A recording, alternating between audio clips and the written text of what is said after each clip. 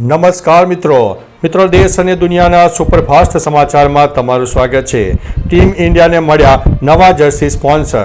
BCCI team ઇન્ડિયાના નવા jersey sponsors તરીકે એપોલો ટાયર્સની જાહેરાત કરી છે। ડ્રીમ 11 સાથેનો કરાર રદ થતાં એપોલોએ નવી બોલી જીતી છે। આ કરાર 2027 સુધી માન્ય રહેશે। એપોલો ટાયર્સ દરેક મેચ માટે બીસીસીઆઈને 4.5 કરોડ રૂપિયા ચૂકવશે, જે ડ્રીમ 11ની 4 કરોડની ઓફર કરતાં વધુ છે। આ નવા કરારથી બીસીસીઆઈને વધુ આર્થિક ફાયદો થશે અને ટીમ ઇન્ડિયાની જર્સી પર હવે એપોલોનો લોગો પણ જોવા મળશે। મિત્રો, અન્ય મહત્વના સમાચારની વાત કરીએ તો અમદાવાદમાં નમોત્સવ માટે ટ્રાફિક ડાયવર્ઝન। અમદાવાદના બાપુનગર વિસ્તારમાં નમોત્સવ કાર્યક્રમને કારણે બુધવારે 17 સપ્ટેમ્બરે બાપુનગર જનરલ હોસ્પિટલથી સોનરિયા બ્લોક સુધીનો રસ્તો વાહનો માટે બંધ રહેશે। આ કાર્યક્રમમાં મુખ્યમંત્રી સહિતના વીવીઆઈપી મહેમાનો હાજર રહેશે, જેથી ટ્રાફિક વ્યવસ્થા જાળવવા માટે પોલીસે વૈકલ્પિક રૂટ જાહેર કર્યા છે। વાહન ચાલકો સોનરિયા બ્લોકથી રામીની ચાલી સર્કલ થઈને રખિયાલ તરફ જઈ શકશે। મિત્રો, અન્ય મહત્વના સમાચારની વાત કરીએ તો ઓમાનમાં ભારતીયોને મિલકત ખરીદવાનો મોકો મળી રહ્યો છે। ઓમાને વિદેશીઓ અને ખાસ કરીને ભારતીયો માટે રિયલ એસ્ટેટ ક્ષેત્ર ખુલ્લું મૂક્યું છે। હવે ભારતીય નાગરિકો ઇન્ટિગ્રેટેડ ટુરિઝમ કોમ્પ્લેક્સ અને અમુક કોમર્શિયલ ઇમારતોમાં સંપત્તિ ખરીદી કરી શકશે। આ મિલકતો પર તેમને 99 વર્ષ સુધીનો લીઝ હોલ્ડ અધિકાર મળશે। આ માટે કેટલાક નિયમો છે, જેમ કે 2 વર્ષથી ઓમાનમાં રહેતા હોવું અને બહુમાળી ઇમારતોમાં રોકાણ કરવું। મિત્રો, અન્ય મહત્વના સમાચારની વાત કરીએ તો સ્પીકર અમારા કપડા પર નજર રાખે છે। રાજસ્થાનના વિધાનસભામાં સીસીટીવી કેમેરા મુદ્દે ભારે વિવાદ ઊભો થયો। કોંગ્રેસની મહિલા એમએલએ સ્પીકર વાસુદેવ દેવનાની પર આરોપ મૂક્યા છે। તેઓએ પોતાના ચેમ્બરમાંથી કેમેરા મારફતે તેમના પહેરવેશ અને બેસવાની રીત ઉપર નજર રાખી રહ્યા છે, જે ગોપનીયતાનું ઉલ્લંઘન છે। ધારાસભ્ય રીટા બરબર અને સિમલા નાયકે આક્ષેપ કર્યા છે।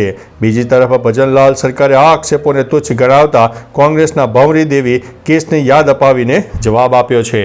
મિત્રો, અન્ય મહત્વના સમાચારની વાત કરીએ તો ટ્રમ્પે $15 અબજ માનહાનિનો દાવો દાખલ કર્યો।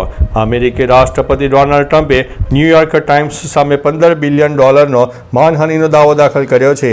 આમાં તેમણે અખબાર પર દાયકાઓથી તેમના વિરુદ્ધ ખોટો પ્રચાર ચલાવવાનો આરોપ લગાવ્યો છે। તેને દેશના સૌથી ખરાબ અને અપમાનિત અખબારોમાંનું એક ગણાવતા ટ્રમ્પે કહ્યું છે કે તે કટ્ટરપંથી ડાબેરી ડેમોક્રેટ પાર્ટીનો મુખપત્ર બની ગયું છે। મિત્રો, અન્ય મહત્વના સમાચારની વાત કરીએ તો ડોડામાં ઇન્ટરનેટ સેવા પુનઃસ્થાપિત કરવામાં આવી। 8 સપ્ટેમ્બરના રોજ આપના ધારાસભ્ય મેરાજ માલિકની પીએસએ હેઠળ અટકાયત થયા બાદ થયેલા વિરોધ પ્રદર્શનને કારણે લાદવામાં આવેલા 1 અઠવાડિયાના સ્થગિત બાદ મંગળવારે જમ્મુ અને કાશ્મીરના ડોડા જિલ્લામાં 2G મોબાઈલ ઇન્ટરનેટ સેવાઓ પુનઃસ્થાપિત કરવામાં આવી છે। જોકે હવે જીવન લગભગ સામાન્ય થઈ ગયું છે। ઓછી ગતિવાળા ઇન્ટરનેટ કનેક્ટિવિટી પુનઃસ્થાપિત થયા પછી પણ સ્થાનિક રહેવાસીઓને ઘણી સમસ્યાનો સામનો કરવો પડી રહ્યો છે। મિત્રો, અન્ય મહત્વના સમાચારની વાત કરીએ તો ગરબા આયોજકોને 30 એડવાઇઝરી સાથેની આપી છે નોટિસ। આગામી 22 સપ્ટેમ્બરથી નવરાત્રિ મહોત્સવ શરૂ થશે, જેના માટે રાજ્યભરમાં ગરબાની તૈયારીઓ શરૂ થઈ ગઈ છે। સુરત પાલિકાના ફાયર વિભાગે આગ અકસ્માત રોકવા આયોજકોને 30 એડવાઇઝરી નોટિસ આપી છે।